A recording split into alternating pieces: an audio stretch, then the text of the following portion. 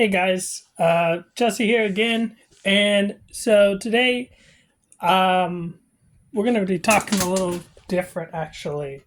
So usually the way I do this is I present some different statistics and stuff, and I take things from a more clinical perspective, but instead I actually just want to be completely transparent and let you know this is my opinion.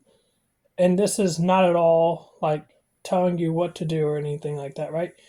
As if every video is literally just for educational purposes only and for entertainment. It's not. It's just information and it's not advice. And as long as that's clear, I want to sort of talk about why as a autistic person who has severe trauma, do not particularly like uh, basic CBT. And there's a few reasons. Diet Mountain Dew here. So, one of the biggest things that I see a lot of people focus on, and speaking from my time doing therapy as a patient for a couple years, pretty much for most of my life, I would see a lot of therapists. They would essentially remove your coping skills, right? But then you would be left with a void, right? It was so focused heavily on getting rid of your coping skills, but then what remains in place, right? So then you're even more fucked up, and you're struggling even harder because you're trying to make sense of the world without the things that allowed you to survive in the first place. And so there's kind of this unfortunate understanding that for a lot of people, they essentially have nothing left to save them from the fire, right? So even like when people, I think we have to be careful in telling people that they should get rid of avoiding or they should do this or they should do that, right? Because I think avoidance is not necessarily maladaptive, right?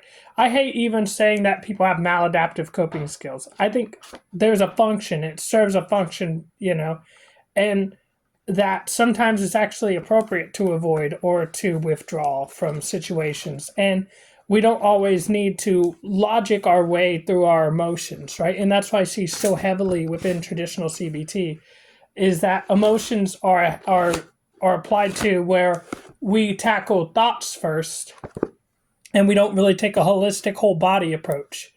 Because for a lot of people, they kind of logically know that they're safe, but there's a feeling inside of their body and they can feel that they're in danger. And we often describe trauma in the terms of being in the past, but it's like you're feeling it right now, you're experiencing it right now. And this idea that trauma only exists in the past is something that I strongly disagree with. Speaking from personal experience, I often experience it in the current moment.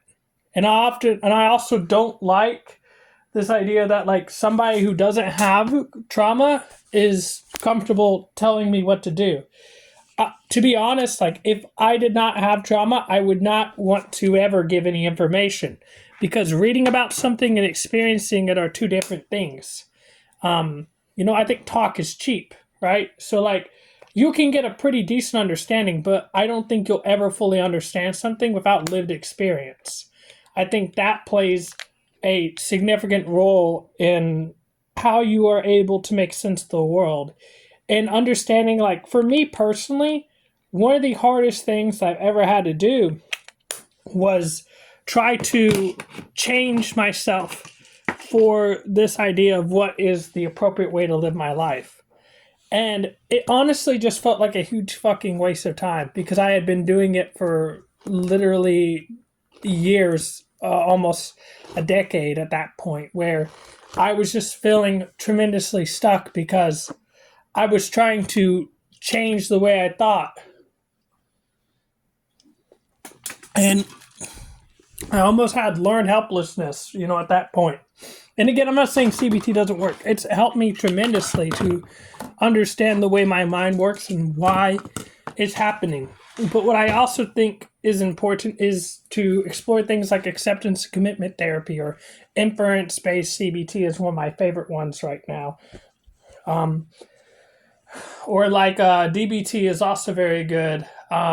Even some like spiritual stuff I find helpful. Like I like the channel Healthy Gamer, for example.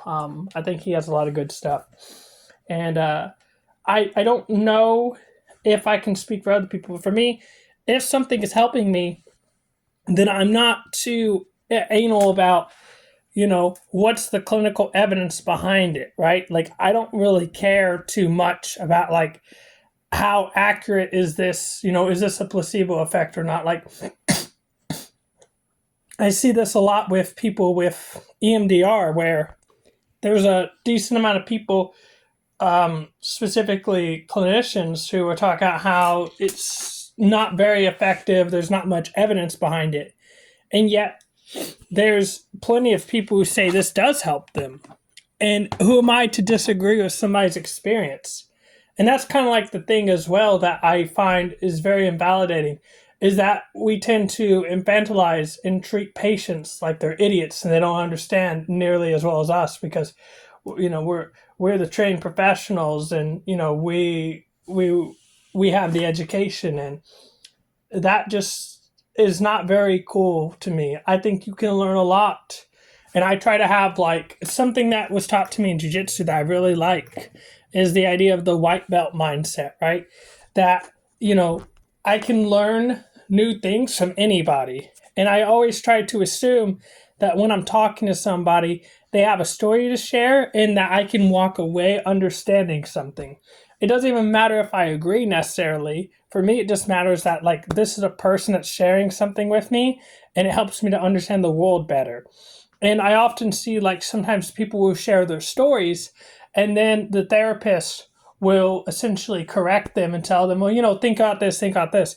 But, like, I think it's also important to ask, like, if they want the advice in the first place, or if they're there to have an empathic voice listen to them. And unfortunately, I see therapists go to one or two extremes, right? They either, CBT logic run through them, or they don't offer any practical advices. And that's why people often turn into coaching programs now, I see. Even if I like the Healthy Gamer channel, for example, but I think the coaching program they had was absolute dog shit, dog water. You get people who don't really get vetted properly. I think it's a couple weeks that they work with Dr. K. And again, this is just my personal opinion. I'm not trying to flame anybody here, but I really noticed that the guy was late. And he, like, it was pseudotherapy, to be honest. He would just ask questions or repeat stuff back to me. And if I wanted that, that'd be great. I think that's good for a certain type of people. But even that, like, it's so formulaic that it's exhausting, right? I think we have to step outside and recognize that people are individuals. And so sometimes they're going to present us with things that do not go well with certain treatments or modalities. And I'm just noticing that a lot of the work that has helped me has been done by introspection and finding answers within myself, true, but also with people who were willing to help me problem solve as well and weren't afraid to provide me with some advice. Like, I think when I talk to a friend, like, sometimes I do want friends to listen to me, but sometimes when I ask somebody to help me with something, like, if I need help with, I'll give you an example. Like, let's say I need to fix a car, and I'm asking you, like, how to fix the car.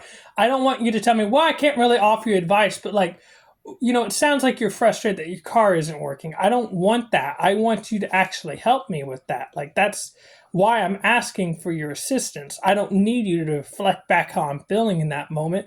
I'm telling you what I need, and if you can't do that, then please direct me to somebody who will. But I often see this shifting of responsibility where people kind of get tossed around and referred, and they walk through, and each therapist just essentially feels the same way. And I get it, because there's a lot on the line. If you say something and then you get, and then your client does agree to it, and essentially you get fucked because, that's on your ass now because you told them to do this or that. And yet there's always risk with therapy. I think it needs to be updated personally. And I also don't think it's the therapist's fault. But that's my own opinion. I do think it's the therapist's fault if they just essentially tell them, hey, I can't help you. Essentially, that's how I feel about it. Like, I'll just file, like, you're even trained sometimes, like, what do you do if a patient asks for advice, and then you're trained to gently tell them that you can't really do that, but and then you go back to the whole listening or reflecting thing. But you're offering advice. This is my opinion. You are offering advice when you tell people, hey, here's your cognitive distortions, here's how we can think differently, right?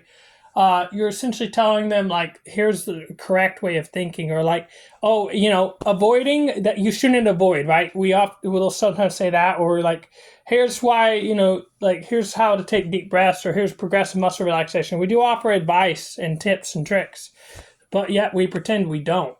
And that just seems really inauthentic and insincere to me.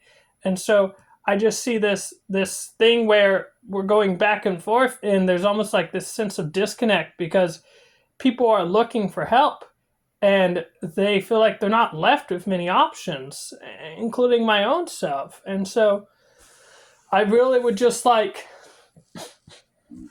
people to think about that.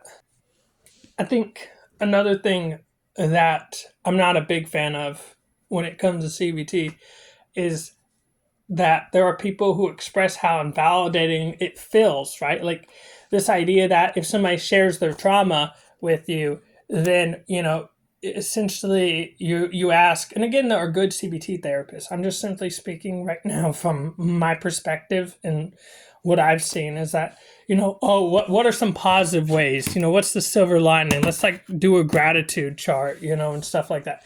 I think those are all super helpful. I've even advocated for those too. And at the same time, I think we should allow people to feel what they're feeling in the moment, and we shouldn't always tell them like, "Oh no, you shouldn't feel that way," right? Like that's not true. That's not reality. Like I think it's very annoying to share your feelings or to say, like, "Oh, I feel like all my partner does is blah blah." How's it like? Is there a different way we can look at that? I think understanding somebody is really important, and that way you can approach it. And again, I've said this before, but CBT is so goddamn generalized, right? Like sometimes people are unique and have special situations, and that's why we have to step outside of the box and get creative. But again, like I again appreciate that.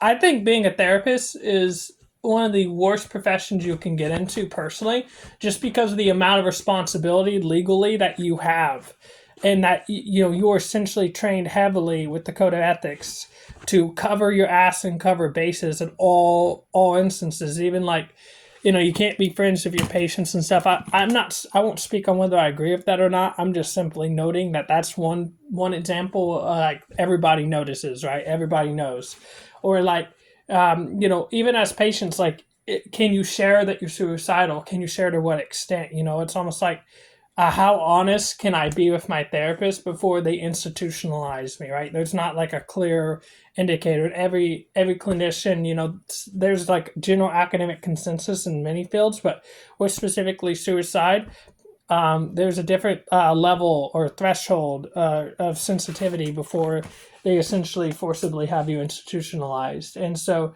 people are scared to authentically open up. And I think that's a real bad problem. Um, and I just sometimes it helps to just let somebody rant and rant and rant, and not always try to think themselves out of feeling something, right? Like, I know I shouldn't be anxious right now, or I know this. Like, these are logical conclusions that do not allow us to properly process emotions. Like, you should allow yourself to do what works for you, okay? And that's not to say you can't ever change. And again, that for the 1,000th time, CBT isn't helpful. It's just to say that this is one of many different evidence-based approaches that can be used for people. And it's not the only thing that works. And so I think it's just dismissive. Sometimes people do have a shitty life, and I think acknowledging that is okay. And everybody's understanding of life being shitty is different, right? So, not to invalidate people and to allow them to speak their personal truths is something that's helped me a lot with my friends. Sometimes when we explore it, a lot of times we're told to explore our feelings, and we're told that it'll be safe. But for me and for other people as well, it's not always. In fact, it's quite easy to end up having a mental breakdown because you're so overwhelmed. And I don't even know if you need to explore feelings at all, to be honest, like as far as like as a one-to-one basis. I think sometimes if you're not ready, you're not ready, and not to push people into a particular road. And I know for me, mindfulness has been super helpful. I don't think you have to constantly revisit past traumas, and that there's a certain, it's like trying to get a certain feeling or trying to get a certain result. And if you're outcome focused, what happens when you don't get your expectation outcome met is that you can often end up feeling worse off than before. And this is also why I think it's important to understand different types of therapists. Like we know that there are therapists out there, but is this a trauma-informed therapist? What do they specialize in? Do they have lived experience? How long have they been practicing? Where did they practice? And these are good questions to ask. I think this should be, in my opinion, one of the big things that I did whenever I saw a therapist was I treated it essentially like a job interview where I was interviewing them and seeing if they were right for the job to help me work on me, right?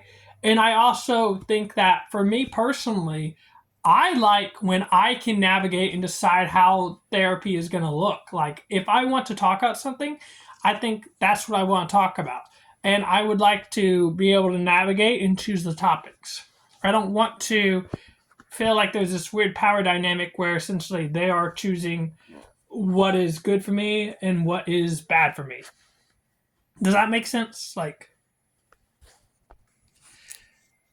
something that's really important when we are looking at CBT is that if you get better, and this is my opinion, it does not matter how you get better personally, okay? I think the elimination of all quote-unquote unhealthy habits is a wonderful goal to have. But keep in mind that it is a goal that does not work for everybody. So I have a very bad caffeine habit, if you want to call it bad, okay? But like, I'm not disturbed by it because before I was smoking weed all day and I was vaping all day and I was just eating like shit and just sitting around. I replaced that with the lesser of two evils, caffeine. And that works tremendously well for me. Not only does it work well for me, but it keeps me from going back and smoking weed all fucking day and from smoking cigarettes like I used to and vaping. And I would use cough syrup. I did psychedelics. I did a lot. And caffeine is the perfect balance for me where it's a mild stimulant at lower dosages, and I like that. And so when I look, because I'm looking through some comments on this video right now,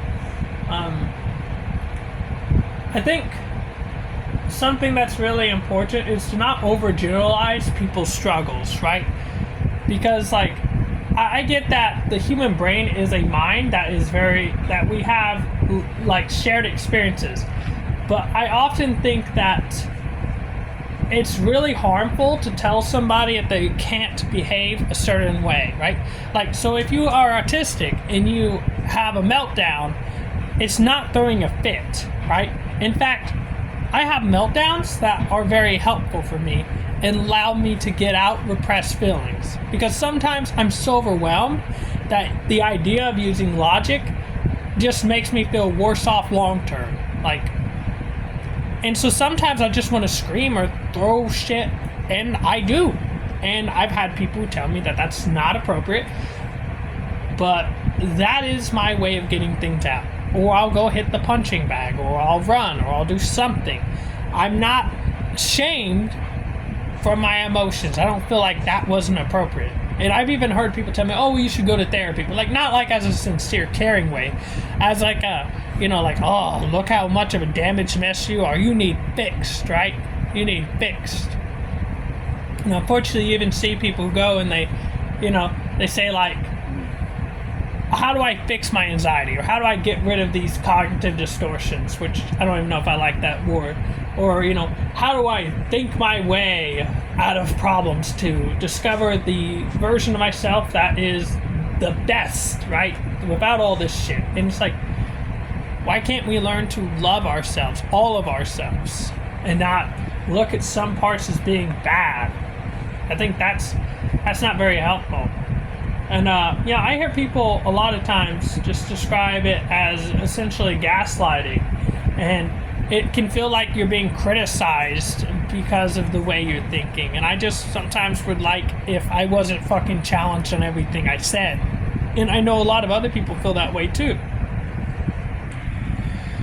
Okay, so I'm back. Had to use the restroom real quick. I want to make a few more points, and then I'm going to go ahead and end the video. But I just want to be clear that if you, and this is my opinion still, I can't stress this enough, this is not advice of any sort. It's just my story. If you are being made to feel like you are fundamentally being changed, then perhaps it would be good to reflect on if this is even a thing that is what you should do in the first place, right?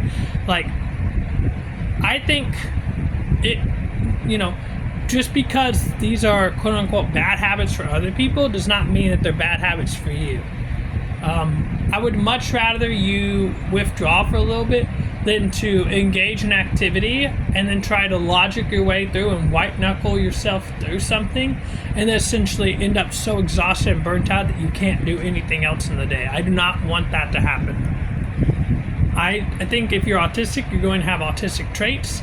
And I don't know that autism is a bad thing by any means. I have never, I wouldn't say never, but especially recently, I have learned not to look at autism as a bad thing. I think it was taught to me that those traits are bad, and I was even told like it's good to look somebody in the eyes. And I was taught all these different things about how to behave. But at the end of the day, I always used to ask like, well, why? Why do I need to look somebody in the eyes, right? Like, why do I need to do these things? This just sounds like general held opinions, right? And sometimes like people will provide like good sound reasons for their opinions, right? Like a good example was like guns are good or guns are bad, and then people on both sides can have very good points, right? Or like the abortion debate, people can have good points on both ends, but at the end of the day, like even pineapple on pizza, for example, there are some things that are not universally true no matter how hard you try. And I think telling somebody that this habit is bad, end of story, or this habit is maladaptive, end of story, is incredibly simplistic and does not represent the complex nature of the human mind. One last thing is that often we have a reliance on medications at the end of the day, right? Like we'll hear, like I remember going, I won't name the psych ward, but I went to the psych ward, and one of the first things they did was try to put me on SSRIs, right? Like they're one of the most commonly prescribed medications. I'm not saying they don't work. In fact, I take a different type of SSRI that was originally recommended, but they didn't even do a gene site test for me to see if that medication was a right fit for me. Instead, it just essentially said, hey, fuck it, here you go, here, take this medication, do whatever you want with it, right? And I just thought, like, what the fuck, dude? They even gave me the wrong medications from another patient. I was prescribed medication before I'd even seen the doctor. I don't know how that blunder happens, but oftentimes, you don't, I think telling somebody that they need medications or that, this is the best way to go about it, I don't know if that's true. I think, again, you can definitely explore medications, and they can definitely help. But sometimes, like, there's a difference between, okay, this is a problem that's, incongruent with life, but sometimes, like, especially if you've gone through years or decades of trauma, it just makes sense that you would have a hard time trusting people. And I'm not saying that that's like where you want to be all your life, but, well, I should say, and also, it's just tough sometimes. And medication is a great option for many people, but at the end of the day, what people really need, especially if they've gone through a lot of trauma, is to feel safe. It's to feel like, because knowing you're safe and feeling you're safe, I don't think are necessarily one and the same. I think they have a lot of crossover, and I think they complement each other, but I don't think, knowing and feeling are the same thing. That's why like a lot of somatic therapies are very helpful. A lot of meditation, deep breathing and stuff like that, because they allow us to be like, okay, like, this is great, this is awesome, I'm going to be okay, instead of being like, oh, well, what's the point, this is hopeless, why even bother, this is just a waste of my time. Like, you don't want to do that, in my opinion. I don't think that's helpful. So anyways, that's just kind of what I wanted to talk about. Maybe I'll do a part 2. Yeah, later guys.